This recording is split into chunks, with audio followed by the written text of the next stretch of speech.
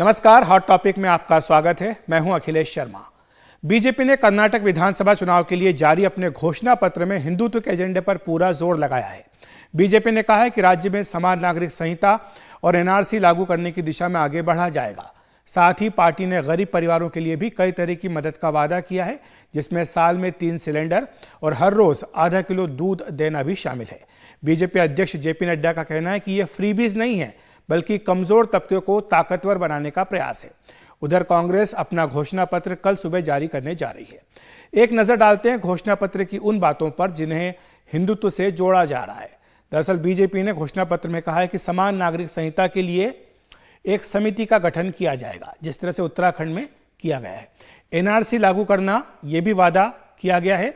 साथ ही अवैध प्रवासियों को इसके बाद वापस भेजने की बात भी बीजेपी ने अपने इस मैनिफेस्टो में कही है। यह भी कहा है कि मुस्लिम आरक्षण खत्म किया है उसकी सरकार ने। साथ ही पीएफआई और जिहादी संगठनों पर बैन भी लगाया है। तीर्थ यात्रा के लिए गरीब परिवारों को एक बार में 25,000 की मदद ये देने की बात भी बीजेपी ने की है। मंदिर प्रशासन में पूर्ण स्वायत्तता के लिए समिति के गठन का भी फैसला किया गया है। धार्मिक सर्किट के लिए 1,500 करोड़ रुपया ये देने की बात कही गई है। बीपीएल परिवारों को 3 हिंदू पर्वों पर 3 गैस के सिलेंडर भी दिए जाएंगे। रामनगरा में राम मंदिर को भव्यता प्रदान की जाएगी। साथ ही अंजन नादरी पर्वत पर हनुमान जन्मस्थान को विकसित भी किया जाएगा। ये भी इसमें वादा किया गया है। साथ ही बीजेपी सरकार बोम्बे सरकार ने जो फैसले किए थे उनको भी इसमें दोहराया गया, बताया गया उपलब्धि के तौर पर, जिसमें धर्मांतरण पर रोकथाम और गो हत्या पर रोकथाम, इसको बीजेपी ने अपनी उपलब्धि के तौर पर बताया है। यहां समझ लेते हैं कि समान नागरिक संहिता क्या है। यह मुद्दा काफी लंबे समय से गर्म है। हर नागरिक के लिए एक समान कानून, ये इसमें प्रावधान करने की बात है। सभी धार्मिक आदिवासी समुदायों पर एक समान लागू होगा।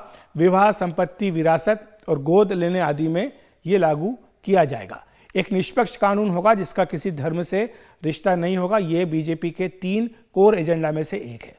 और साथ ही एनआरसी एक बार फिर से चर्चा में आया है। कर्नाटक में बीजेपी के वादा करने के बाद इसमें भारत के सभी वैध नागरिकों के रिकॉर्ड का रजिस्टर है एनआरसी। ये फिलहाल असम में लागू है, लेकिन सरकार ने यह भी कहा है इसको पूरे देश में लागू किया जाएगा। इसका मकसद है अवैध प्रवासियों को बाहर निकालना। इसके अलावा बीजेपी ने कर्नाटक में कई लोक लुभावन वादे भी किए हैं।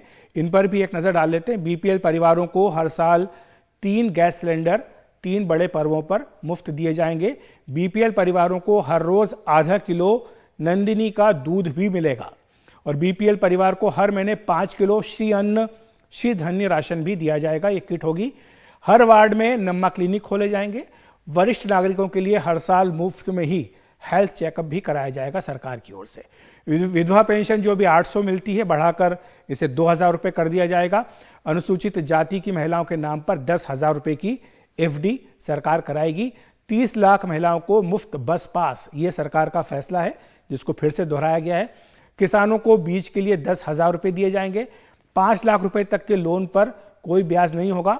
10,000 युवाओं को सरकार अपनी ओर से अग्निवीर के लिए मुफ्त कोचिंग कराएगी। हर ग्राम पंचायत में स्टार्टअप के लिए एक युवा को 10 लाख रुपए दिए जाएंगे। हर वार्ड में अटल आहार केंद्र होगा, जहां पर सस्ता किफायती दाम पर खाना मिलेगा।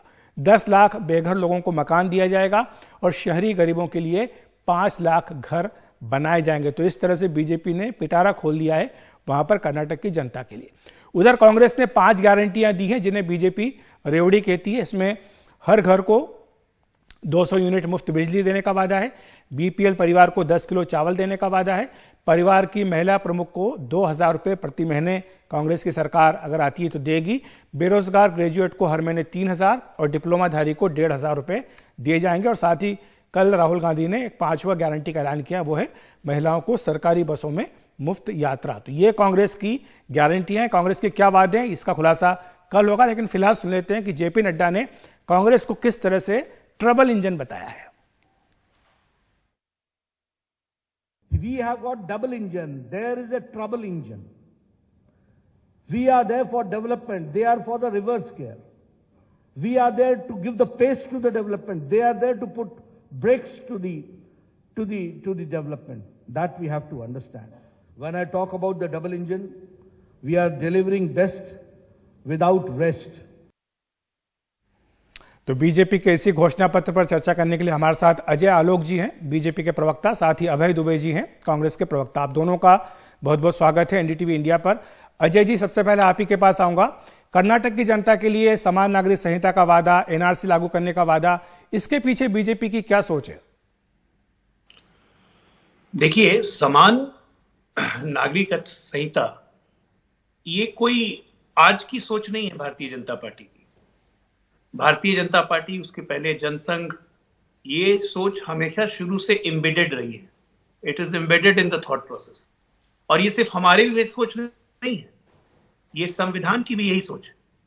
आर्टिकल 44 में क्लियर कट मेंशन्ड है कि समान नागरिक संहिता लागू होनी चाहिए देश में। जी। सवाल ये उठता है कि 60 वर्षों से दूसरी पार्टियों ने लागू नहीं किया, हम सत्ता में आए हैं, तो इसको हम एक्सपेरिमेंट करते हुए हम अपने राज्यों में इसमें कमेटी गठन करके इसको लागू करने की दिशा में आगे बढ़ रहे हैं। गुजरात में हमने किया, उत्तराखंड में किया, कमेटियां बन गई हैं, वो सारे चीज पहलुओं को गौर से देख रही हैं। उसके बाद एक एक फोकल पॉइंट लेते हुए, हर राज्यों के हिसाब से देखते हुए हम इसको लागू करेंगे। यही चीज हम कर्नाटक में भी करने जा रहे हैं। इसमें कुछ नया नहीं है। लेकिन आप ये कभी आपने सोचा है, ये यूसीसी की बात होते हैं, एनआरसी की बात होते हुए किसी को जहरीला बिच्छू जैसा डंक क्यों लगता है भाई, जबकि ये संविधान में, इसमें तो सबको साथ आना चाहिए ना कि संविधान की बात है, संविधान में लिखा हुआ है तो हम समर्थन करते हैं, हम आपके साथ हैं। अभी तक एक भी पार्टी ने ये नहीं कहा कि हम इसके समर्थन में, बल्कि उल्टा इसके विरोध में बयान शुरू हो गए। तो ये कौन सी सोच है? या तो संविधान की सोच सही है या उनकी सोच सही है। कर्नाटका और देश की जनता को इस पे गंभीरता से विचार करना चाहिए, क्योंकि हम कोई ऐसा काम नहीं कर रहे जो संविधान से बाहर है। बिल्कुल ठीक है। अभय जी, आपको लाना चाहेंगे इस चर्चा में। एक तरफ बीजेपी ने जो मुस्लिम आरक्षण समाप्त किया, उसका घोषणा पत्र में उल्लेख किया, इसको एक तरह से अपनी उपलब्धि बताया है, कहा है कि 2% वोकालिंगा को 2% लिंगायत को दिया गया। दूसरी तरफ कांग्रेस ये कह रही है कि अगर हम सत्ता में आए तो इसको बहाल कर देंगे। अखिलेश जी, जो समान लूट संहिता 5 साल से कर्नाटका में भारतीय जनता पार्टी की सरकार चला रही, 40% के कमीशन की, सवाल उसका है और समूचा कर्नाटक की एक बात कह रहा है। कौन कौन लोग ये कह रहे हैं? कांग्रेस पार्टी ने नहीं कहा। 30,000 स्कूलों के संगठन ने सामने आकर बात कही कि आरटीई के बच्चों के डिसबर्समेंट में जो पैसा हमारा रिएम्बर्समेंट कराना होता है, उसमें पैसे मांग। लिंगायत समाज के 3,000 मठों के प्रमुख कह रहे हैं आकर कि 30% पैसा हमसे मांगा जाता है। इनके कैबिनेट के मंत्री वो खुद आकर एमटीबी कह रहे हैं, टेलीविजन पर आकर कैमरे के सामने कहते हैं कि 70-80 लाख रुपए पोस्टिंग के लिए जो लोग खर्च कर रहे हैं, अगर उनकी पोस्टिंग नहीं होगी तो वो मरेंगे ही सही। इनके विधायक का ऑडियो है कि हम लोग अपॉइंटमेंट में 15-20 लाख रुपए लेते हैं, अगर नहीं हो पाता है तो उन्हें वापिस कर देते हैं। उसकी जांच चल रही है।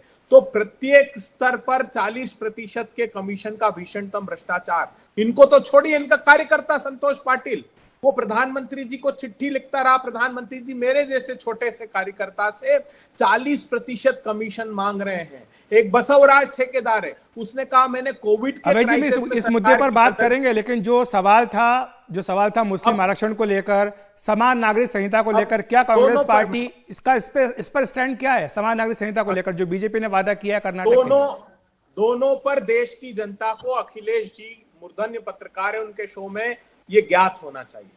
सुप्रीम कोर्ट में ये सॉलिसिटर जनरल जो कर्नाटक की तरफ से इनके वकील थे, उन्होंने क्या कहा सुप्रीम कोर्ट को? उन्होंने कहा साहब ये कंटिन्यू रखिए मुस्लिम आरक्षण 4% का।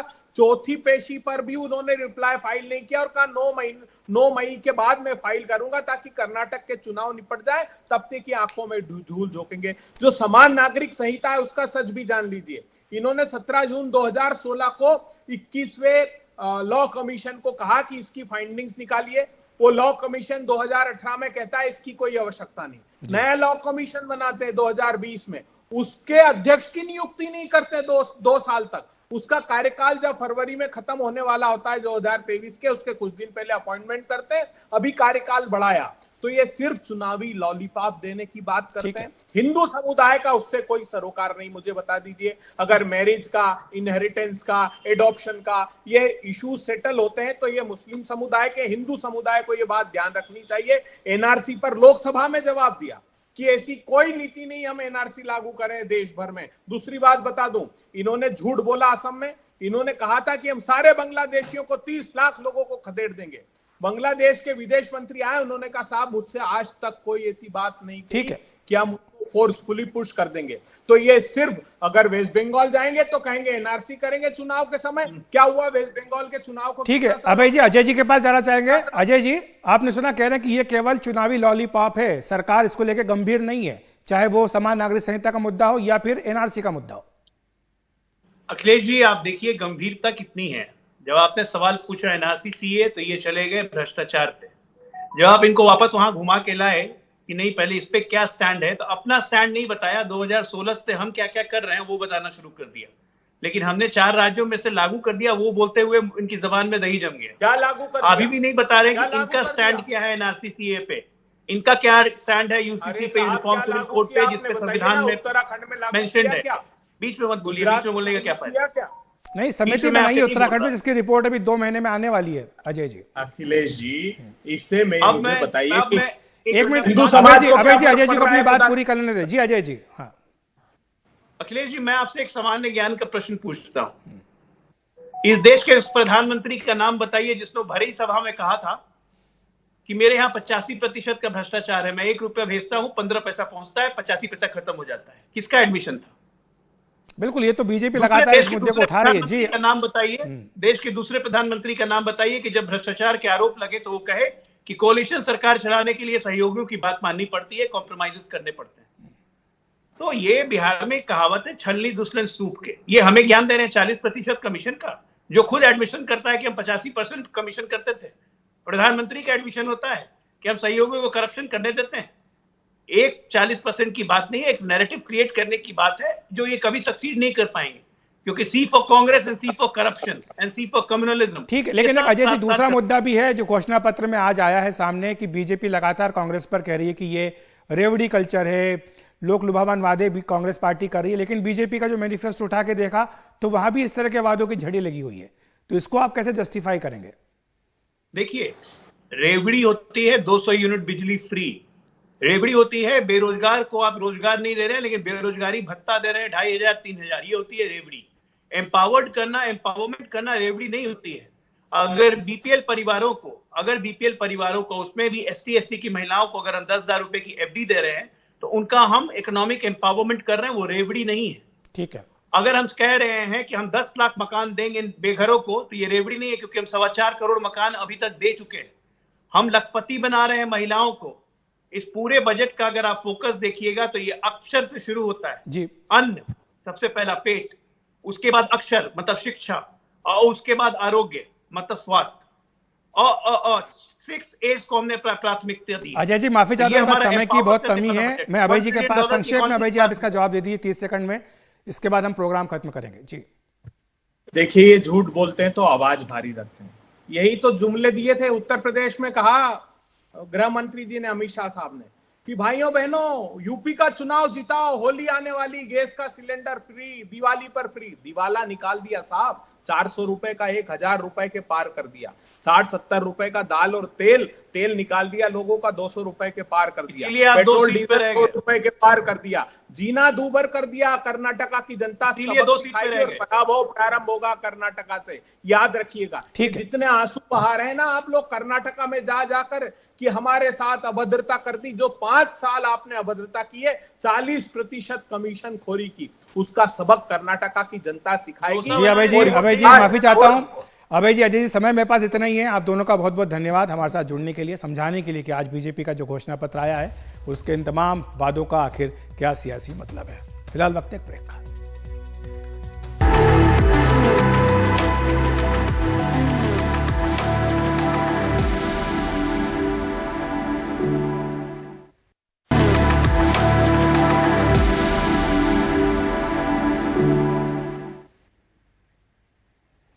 कर्नाटक में चुनाव की तारीख नजदीक आने के साथ ही प्रचार में तेजी आ रही है। तुमकुरु में जहां गृहमंत्री अमित शाह ने रोड शो किया, वहीं कांग्रेस नेता राहुल गांधी ने भी रैली की। अमित शाह ने अपने रोड शो में मुस्लिम आरक्षण के मुद्दे पर कांग्रेस पर हमला बोला, तो वहीं राहुल गांधी ने भ्रष्टाचार के मुद्दे पर बीजेपी को घेरा। कर्नाटक में 10 मई को वोट डाले जाने हैं, जबकि नतीजे 13 मई को आएंगे।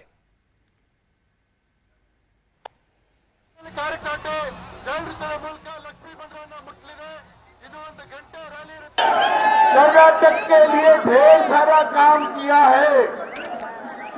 हमने 4% मुस्लिम रिजर्वेशन, 4% मुस्लिम रिजर्वेशन खत्म कर वोकलिगा, लिंगायत, एससी और एसटी का रिजर्वेशन बढ़ाया है। अगर कांग्रेस पार्टी आई तो ये सारा रिजर्वेशन लेकर फिर से मुस्लिम रिजर्वेशन लाएगी। मुझे बताओ, आप 4% मुस्लिम रिजर्वेशन चाहते हो क्या? जरा जोर से बोलो, चाहते हो क्या? और एनडीटीवी इंडिया लेकर आ रहा है अपनी नई पेशकश पब्लिक ओपिनियन। इसमें हम ये बताएंगे कि वक्त वक्त पर अलग अलग मुद्दों पर जनता क्या सोचती है। पब्लिक ओपिनियन की पहली किश्त में हम लोकनीति CSDS के साथ मिलकर कर्नाटक के मतदाताओं का मूड समझने की कोशिश कर रहे हैं। इस सर्वे के नतीजे आप देख सकते हैं आज रात 9 बजे एनडीटीवी इंडिया और ndtv.in पर लाइव। कर्नाटक में 224 विधानसभा सीटों के लिए 10 मई को चुनाव होने जा रहे हैं और परिणाम 13 मई को आएंगे। लेकिन इससे पहले हमने इस सर्वे के जरिए यह समझने की कोशिश की है कि आखिर वोटर के मन में क्या है। हमने कर्नाटक की जनता से पूछा है कि कर्नाटक में किस पार्टी को बढ़त मिलने जा रही है, किसे अगला मुख्यमंत्री होना चाहिए, राज्य के लोगों के लिए सबसे अहम मुद्दा क्या है। ये एनडीटीवी और CSDS का ओपिनियन पोल है। आपके लिए एक अनूठा सर्वे, जनता बोले किसका होगा कर्नाटक, आज रात 9 बजे। और हॉट टॉपिक में इतना ही। नमस्कार।